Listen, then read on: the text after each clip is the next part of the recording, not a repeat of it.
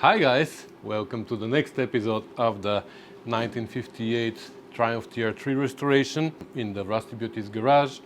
Today I'm planning to finish this passenger side, the floor and the sill. That's my plan. You know, the plans are meant to be changed, but at least I'm planning to. So let me show you quickly what we've done in the previous episode, and then we're gonna talk a little bit more about the plan for today, and then we're gonna get crack-a-lacking.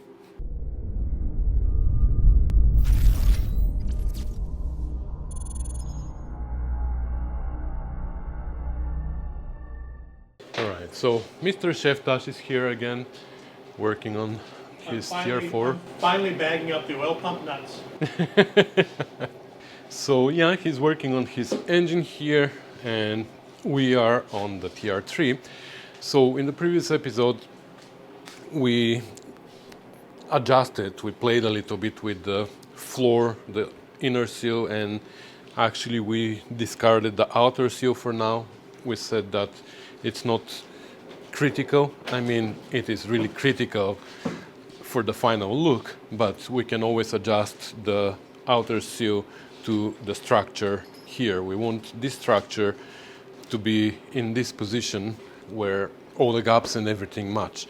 So we played with the floor a lot, and we left it in this position where the floor is now on top of the bolts that hold the inner sill to the chassis. We aligned everything though, and we made sure that the gaps are perfect. Now it's unclamped, but when it is clamped properly here, the gaps are perfect. And we also repaired the bottom of this B-post. This is what it looked like before, and this is what it looks like now. So that's what we've done in the previous episode, and now in this episode we can take all the parts out and prep them for welding, and then assemble them one more time permanently and weld them. But again, we're gonna weld them with the door and the fender on, so we can be sure that they are in the right place. The only thing is we need to be able to assemble them with the bolts through the floor, not under the floor, right? Just need to make a plan here as when we take it out, what we want to do. So obviously we want to clean the rust from the flange on the drive shaft tunnel here. There's a flange that goes under and it's all rusted, so we're gonna clean it up and paint it. Here I'm debating whether to drill holes on the flange of the floor so we can do plug welds, but I think it wasn't welded from the factory. There was no spot welds on this side. There were just few welds on top, and all the spot welds were here. So I think we're gonna do the same thing. We're gonna just weld here in the corner, and the spot welds, or we're gonna do plug welds, we're gonna do from underneath later when we flip the car. Same here. No, here we're gonna drill holes so we can do plug welds on this side to the inner sill, because on the outside we already have holes under the fender here. Now we have the fender, but when we remove it, you're gonna see there are holes on the side panel here, kick panel, whatever you want to call it. And through these holes we're gonna make plug welds again on the kick panel to the inner sill, but these won't hold the floor, so that's why we have to do plug welds on this side as well. There, I'm not sure. Yeah, maybe we should do it in advance. We need to repair. We cut off the bottom from that bulkhead because it was really pitted, so we cut it off, and I think we're gonna repair it now before we put the floor. Once the floor is out, we're gonna make a piece that goes down and then folds under the floor. It's gonna have like 1-inch flange that is gonna go under the floor, and that's gonna be at the level where the floor is gonna stop, because right now it's kind of floating there. It has one step right there in the middle actually, and that's what tells us where the floor level is going to be there, so we need to make the whole flange. So that's the plan for today. Everything is coming out, then it's coming back, in and gets welded. Let's see if we can execute it. Alright, so the floor is out. Rust converted here, wire welded and rust converted it, and I made this patch for here that fits like that, kind of. So this is the lip that I was talking about, goes under the floor, and like that over there in the corner. So now I'm just gonna weld it. I'm not sure I'm gonna cut off the lip on the floor. We're gonna have this rise on the front of the floor as well. So we're gonna have the other one going in and under, and this is gonna go up. I don't know, I'm just gonna leave it like that. I think it's gonna be more solid, I guess. Here I made those cuts that now I'm gonna have to, just a little bit, I'm gonna have to shorten this and weld it, and same there, otherwise it wasn't fitting. And other than that, we're gonna have to drill holes here for the plug welds. There we said we're not drilling anything, so once I repair that patch, I guess we're gonna be ready to install back everything.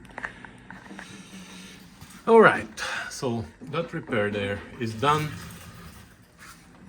I welded it both sides and ground nicely this side here because this is gonna be exposed, right? It's in the wheel well, but it's still gonna be exposed. So took my time grinding it. The inside not so much. I mean, I ground it, but not perfectly flush. And that's it. Unbolted the seal. Surprisingly, didn't move. Like, looks like it moved a little, but not as much as I had to force it. So I was just telling David, it looks like it got used to its new position. What are you doing? Nice and shiny. Look, Shiny. even paint. Shiny. Yeah, there's nice and shiny. She's a little rusty. It's a rusty beauty. Watch his video if you want to see more about that. The floor is ready. Like, I didn't need to do much with it. Actually, I'm gonna have to deburr this, but that's it. So I drilled holes here and it is ready. So I'm gonna try to assemble everything now in the same position as it was, with the door gaps and everything in a good shape. And if I'm able to, then we're gonna start welding. Okay, so I was able to put it in the floor I'm in and align more or less the holes here. So you see, the bolt is gonna fit. Surprisingly, the bolt fits almost here. I mean, if the floor wasn't there, but I'm pretty sure that's how the floor was lining up before, on top of the Outriggers. on top of the outriggers. Yeah, thank you. So I still have this 1/4 inch difference here that we measured from in one of the first episodes. But what I'm gonna do, instead of moving the body mount on the sill, I'm just gonna grind a little bit the whole oval, and that's it. We don't need to go too far, do we? So I'm gonna use this and I'm gonna grind it so we can actually put the bolt in. So that's how I'm gonna solve the problem. Okay, so I ground these and now they fit. This one is bolted and this one I took out just so I can show you. And I have to grind these as well now. They will fit, like the screwdriver is through, but yeah, I don't know how I had it bolted before without grinding them. This now brings me back to my theory that the body mounts need to be moved by 1/4 inch forward. Again, instead of moving them, we're just gonna grind the holes over, but everything fits there as before. I mean, nice gaps, the body line works well. I have a nice gap there as before. I have a nice gap here. So I'm just gonna grind it 1/4 inch that way to oval the hole a little bit, and that's gonna be it.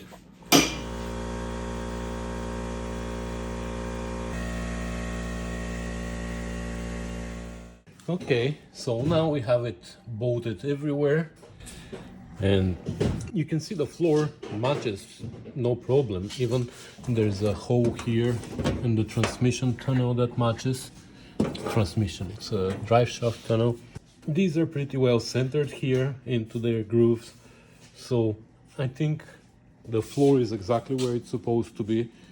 So again, now that everything is bolted and tight, the bolts are tight, we have a nice gap here. Actually, it moved a little bit. Let me adjust it. Okay, that's better. I actually put the clamp here to pull the B-post back, and now we have a nice gap here. We have this body line matching. We have a nice gap here. Well, this fender is still, it's pushed in here, so I don't know if you can see here. Yeah, it's pushed in, so the fender itself needs to be straightened up a little bit, but the gap doesn't look bad. Plus, this bottom of the fender can move forward or backward, so we can adjust this gap a little bit more, but I'm pretty happy with it right now. And here, this is still good. The floor is bolted, so everything is where it's gonna be, so I can start welding now. I'm gonna start by welding the A post and the B post in place because they keep moving on me. I have them clamped now where I want them, so I'm gonna tag them and I'm gonna remove the clamps to make sure that everything stays without the clamps, and then I'm just gonna go ahead and weld the floor there, the plug welds here, the plug welds in there, the front over there a little bit, and once everything is secure in place, then I'm gonna remove the fender so I can do these plug welds on this side as well. All right, so it is tucked in multiple places, like here, here, here, over there, there in the corner. This side is not tucked because the bolts are holding it down, but it's not gonna move. And of course, the B post is tucked and the A post is tucked over there, and we still have good gaps. Nothing moved, so now I can go to town. Just gonna get rid of all these tools and go to town and just weld it everywhere. Here I'm gonna have to push the floor down, I mean this part down, the floor up from underneath, do the plug welds. Or should I fit the sill now? Maybe I should fit the outer sill as well now at this point. He's nodding, so okay, let's fit that. Okay, so the sill fits pretty easy. I don't need to force it or anything, it just goes pretty easy. And the bottom line looks okay. The only problem is though, here you know how we have a step, and that step is a little bit too far forward. And now when we put the fender in the position where we have a good gap here, it overlaps this line, this step. Just at the top actually. The bottom is gonna fit if you look closer, but here at the top it overlaps. So we can't really move the sill back anymore. That's where it can go. So what I'm gonna do is I'm gonna modify that line. All right, and to modify this, there's multiple options here. We can always try and bang this with a hammer down to move the bend, make some kind of a dolly here underneath, and we can try with the hammer or even on the press to press it down. I think it's too complicated. Another option is to make a cut here and just move the whole thing in. Is it worth making a weld here and grinding? Maybe, because everything else here, this shape, everything fits. So everything that we need to move is the step, and maybe that's what we should do. We literally need the thickness of one cutting wheel blade so we can make a cut here, here, and here. But we have a step here as well.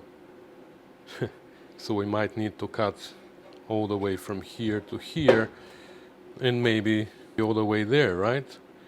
just cut it here and move it. Another option is to modify this end, and I think this is the easier way. We have to move this bend from here and this bend by 1 inch that way. And this is not so critical because this is against the A post. Again, A post, it's a B post, Elin. Against the B post. This one is the one that's exposed on the outside, so we need to make this one nice. So, you know what? That's what I'm gonna do. That's gonna be the easiest way, I believe. And this way, we can move the whole sill backwards a little bit, and that's gonna move this step as well. Sounds like a plan. Okay, I clamped it like that. So it is just a little bit over 1/8. You see, this is not 90 degrees, and it's also a round edge. You see, it's pretty round here. That's why I put this piece of metal here that has a round edge as well. I don't know if you can see very well. I have another one here. My friend Eugene gave me this. So you see it has a round edge here. So that's another one. And yeah, we're gonna try. So on this side we have wood so we don't damage the surface with the vise. So I'm gonna make just a cut here and a cut here, very shallow, and we're gonna try.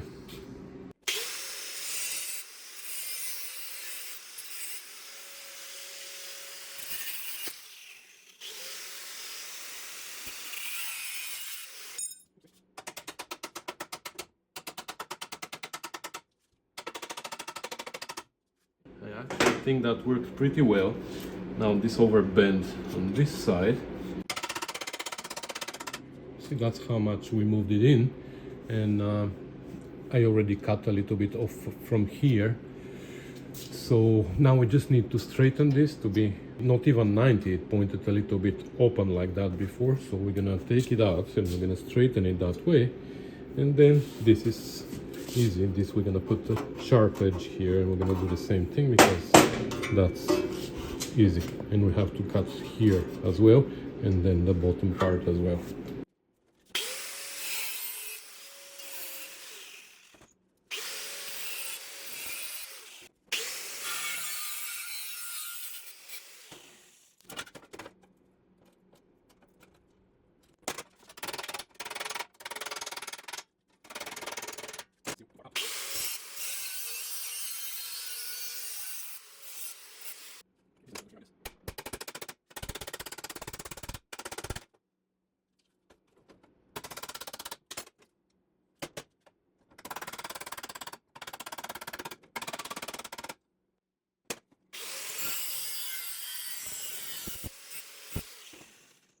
Okay, let's test fit it again. Okay, so this is how it fits. So nice gap, nice line here, nice gap underneath. This is right under this line. Like now, you can't really see where the bend is, but it is right under the line of the door, like Chef Tash told me that it needs to be. So when we have this piece here and it's closed, we're gonna have the gap right under this gap. And here we have a nice gap going down. We still have a nice gap. And what's happening down there? Dun, dun, dun. I think it's perfect now. I mean, it's as perfect as it could be. It is matching nicely here, and here it's a little bit wider, so that I can't do anything unless I weld to that. Now that's what you're gonna make me do? You think it's a good idea to weld a little bit here and grind it nicely? No, I think I'm gonna leave that. Yeah, I mean, the step is where it is. I can't change the angle of the step. So I think we have a perfect fit now. I'm happy with that. I mean, the only part, like I said many times before, that I don't like is this part here. But we will see what we're gonna do about that. If anything can be done here, that's body filler. It would be a lot of body filler because you have to start from somewhere here and gradually raise it. But it is what it is. I can't do better than that. Anyway, I'm not gonna go crazy anymore. I started welding yesterday because it's another day today actually. So this idea came to me overnight as I was sleeping. I woke up and I was like, okay, why do I need to modify that end when I can modify this one? So my brains were working as I was sleeping. So anyway, I'm gonna finish welding it. I started welding here yesterday, but it was time for dinner, so I went in. Now I'm gonna go all over the place, weld there, those plug welds. Here we're gonna do spot welds with the spot welder. If it doesn't work, then I'm gonna drill holes and make plug welds. And once everything is welded inside, only then I'm gonna remove the fender, because I wanna keep an eye on everything as I'm welding. Every once in a while I close the door, make sure that the gaps are still okay, and then continue. So once everything is welded, then I'm gonna take out the fender and I'm gonna weld these holes here. I'm just gonna tuck it here because it's possible to move, right? Because these plug welds right there are for that, to keep the sill and the body here, the side kick panel and the bulkhead in the same relation, you know? So I'm just gonna tuck it in a few places here so it doesn't move, and then I'm gonna take out the fender and we're gonna do the plug welds inside. I'm not gonna hold you here for that, it's just welding. I'll bring you back when it's all welded. Okay, so it's all welded here. Okay, we're gonna have to grind it nicely because when I drilled the spot welds it was all chewed up, but I filled the holes wherever it was chewed up, so now it's gonna need to be ground. This is all welded now here, and here unfortunately the spot welder doesn't work because there's paint in the back. I didn't want to grind all the paint, so I drilled holes, no problem. I put a screwdriver like this, lifted up and drilled.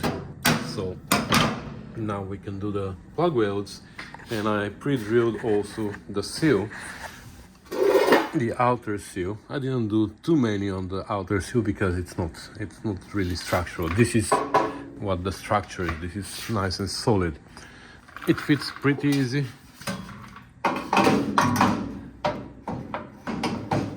Something catches down there. I need to. Oh, that's the. Oh. Okay.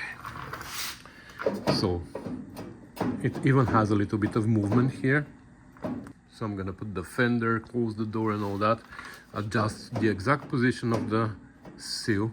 Then I'm gonna clamp it here, and I'm gonna come and do all these plug welds here and there.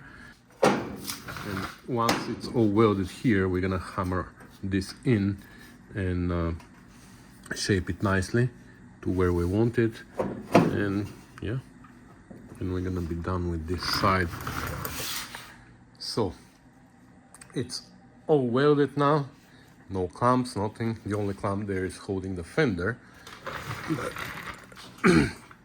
which still fits nicely here. We still have a nice gap here, so now we can unclamp it actually. It didn't move a lot. Anyway, but that gap is nice, this gap is nice, this gap is nice, and as you can see, the sill is now welded underneath. Can you see? Let me turn on the light. Okay, now you can see the plug welds are done at the bottom of the sill and the top of the sill. Welded here as well in the corner there. That's gonna have to be ground nicely, of course, because this is exposed. Here everything is welded, and in the front there, still want to weld a little bit up there, but I have to do that when I remove the door. And inside everything is welded, so the only thing that we still need to weld is under the fender over there, those plug welds. So now I'm gonna remove the fender and the door actually, so I can weld here. I don't know how much of that is welded. Let's look at the other side. Yeah, so we wanna finish welding in the corner and a little bit here on the other side. I'm gonna get rid of the fender and the door, weld all that, grind everything that needs to be ground, and then we're gonna assemble it again, and that's to make sure that when we start working on this side, nothing changes there, because you know, you touch here, something changes over there. That's how it works on these cars. They're pretty twisty. Well, there you go. So welded all these as well, ground everything as much as I could, finished welding here and ground it so it looks kind of finished. Here there's gonna be a door gasket, right? So I don't know how the door gasket ends here. I guess it just ends, but I checked the other side and it is welded like that up there. Not sure what seals the door in the back here. I guess it doesn't seal. Does it even really need seal? I don't know. Here, this whole thing is, I believe, lead. David pointed this out when the car came. All this shape here, this is all lead. All this is like sculptured with lead. I'm just gonna leave it as it is. And yeah, here we ground down all the plug welds. This looks pretty nice. I'm gonna paint it now because now it is all kinds of colors. So now I'm gonna spray it with primer just to turn it into one color to see if it is gonna look better. Here inside, all the plug welds are ground down. There I just touched them up, not a lot, because nobody's gonna see them there. Here they're gonna be on the way for a gasket. Is there a gasket here? I'm assuming there is gasket. And here, all this I ground down. So I believe we're all good. Underneath, I started grinding them. Some of them I ground and I realized it's too hard underneath. So I'm gonna leave that. There's 5-6 more plug welds to be ground down, but I'm gonna leave those for when the car is flipped on its side. So what I'm gonna do now is, again, I'm gonna paint all that, and then I'm gonna put back the door and the seat and the front fender, and then let's see if we can make something like this to replace this. Turns out I made a mistake here, but we're gonna have to deal with it. I mean, this flange at the end here apparently goes under the sill, but I didn't realize that. So I was supposed to repair this first and then install the outer sill. Well, it's a little bit too late now. We will see what we can do about that flange. Okay, that looks better now, right?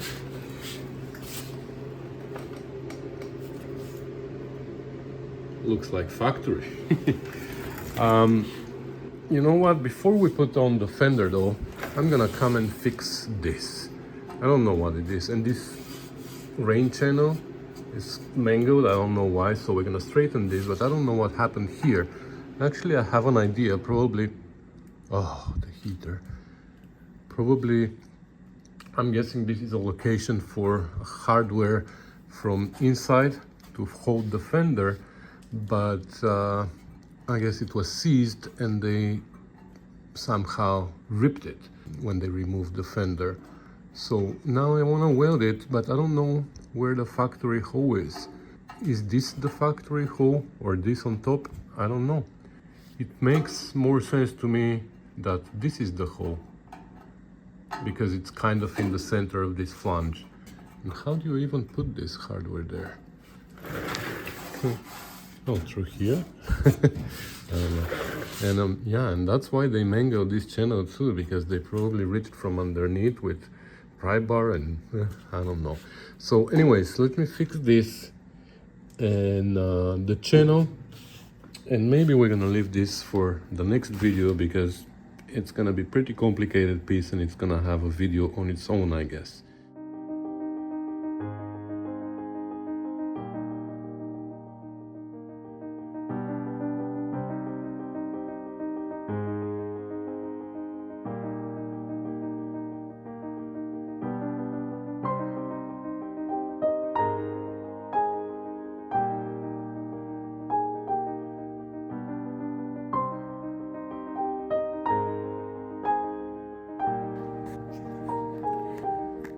Okay, okay, I hear you.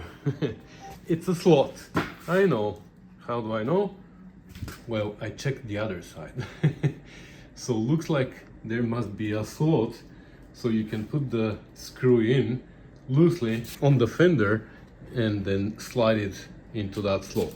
I don't know how that's gonna work, but obviously it works. So I don't know, but on the other side the slot starts from the front of the hole and it goes this way. Here it didn't look like that. Anyway, what I'm gonna do is I'm gonna put the fender on and we'll see how this hole matches the hole on the fender, and then eventually we're gonna make it into a slot or something. We'll see what we have to do. The thing is, we have a solid base to work with. I also straightened this channel, which is actually missing on the other side, so now I don't know, is there supposed to be one on the other side, or there's only on this side because of the speaker? I guess that's what the case is. This is supposedly keeping the speaker safe, which I have to talk to Phil and see if he wants me to blank this hole or what he wants to do. Also, before we put the fender on, let's take care of this bend here. You see how it is pushed in? You can see it from this direction. Right here it is pushed in, so we want to straighten that. And just wanted to show here to Dr. Carburetor. He was suggesting that I cut off a piece from here and make a patch that is more round, because you know this doesn't line up very well with the door. Well, there's too much structure inside for that. I can't do that. I was thinking maybe I can make one cut or two cuts and just pull this a little bit more open and weld this, but no. Actually, that doesn't look like it is pushed in, you see? So is it the door that it is not straight? I don't know. Maybe we can try and bang this out a little bit. I don't know. But here, let me take a kind of straight edge. Okay.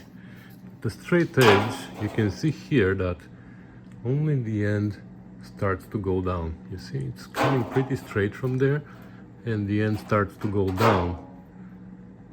So, I don't know from where, from a little bit past this bracket. So if I cut both, if I make a cut here, maybe two cuts through the bracket as well, and just open it a little bit and weld, I don't know, can I make it that smooth? I don't know, but obviously it needs to be stretched here. We can't just bang it. I can try with the hammer to bang it out a little bit, but it's way too much metal here to be stretched, you know? Because this line needs to go out, and to go out, it needs to stretch. Anyway, I can try.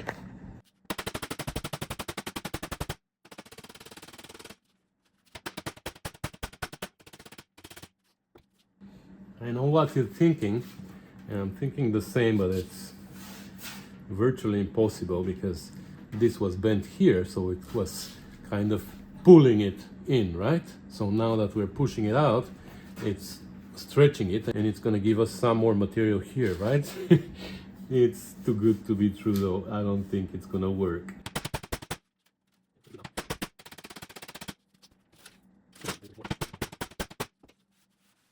Okay, that looks good. Let's try this now. Bend this in, which means that it's going out. You think that's working? I don't know.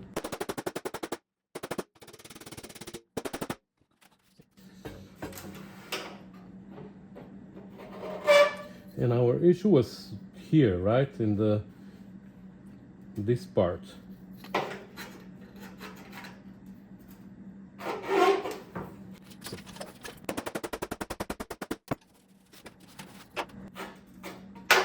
No, I don't think it's working.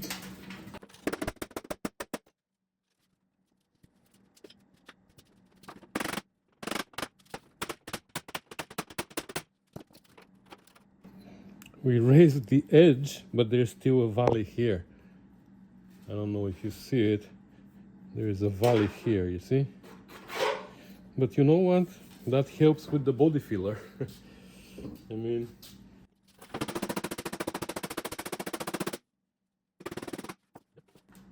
so there's gonna be a little bit of body filler, but here in between, huh.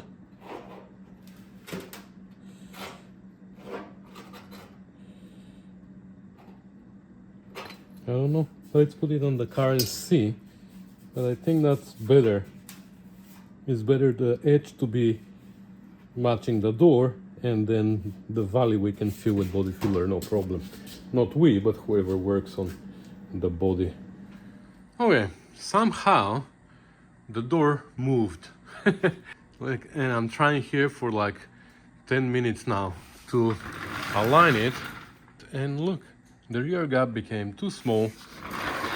The front gap became too big. And I don't know what happened. I mean, there's no much adjustment on the hinges, you know? And I just figured that actually there is an adjustment. First of all, the cage nuts move inside. They move by like probably 1/8 of an inch, but that's more than enough to adjust the door up and down. That's clear. So if you look at this cage nut, for example, inside, you see? It moves by, I would say, 8, if not 3/16.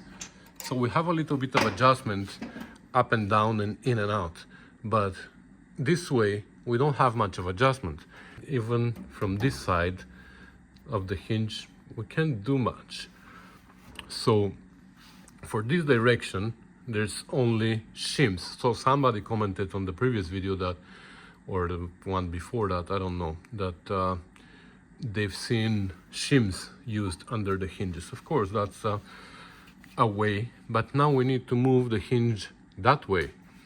And I'm assuming what happened was probably the post twisted, because look how far the pivot of the hinge is from the door.